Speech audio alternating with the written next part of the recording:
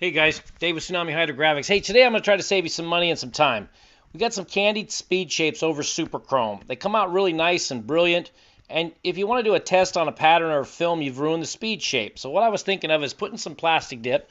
This is the third coat right here. Spray that over the top of it, let it dry overnight. It got a little heavy. You can see in the V in the back where it's puddling. I wasn't sure how to use this stuff, so I put it on pretty heavy to make sure I could pull it off. They say 3 coats, 30 minutes in between. Anyway, it got a little cloudy, but you can still see the gold through it, so I figured I'd get a pretty good idea of what my film would look like with that underneath it. Anyway, the sides you can see don't have that white on them. Those are, of course, thinner, and I think this stuff would work fine as far as getting a look. It doesn't come out shiny when it's done. See, it's dull, kind of a dull finish. But anyway, a clear on the top of that would spruce it back up. Anyway, I want to dip some carbon fiber. So this particular carbon fiber I've been dipping for over a year now. And I was always thinking that clear, or it's black carbon fiber, but I was always thinking the transparent part was transparent. So to my astonishment right here, I find out that you can't see the gold paint through it at all.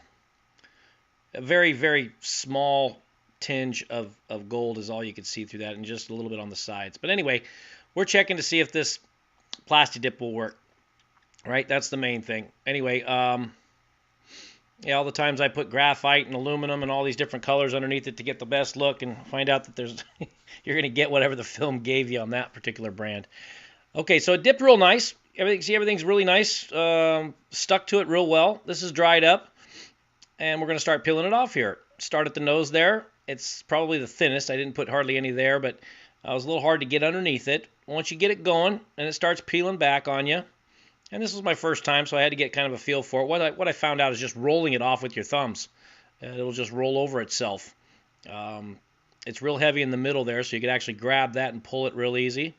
And then you just roll the outside around it. There's a clump of it down here in the garbage can I want to show you. It's stuck together pretty well, for the whole thing came off in pretty much one piece. Anyway, I've got my speed shape back. You see that? So anyway, this will help you guys. I hope it does. I'm always trying to find out new ways of saving time and money, and this is one of them. This is Dave with Tsunami Hydrographics. We're out.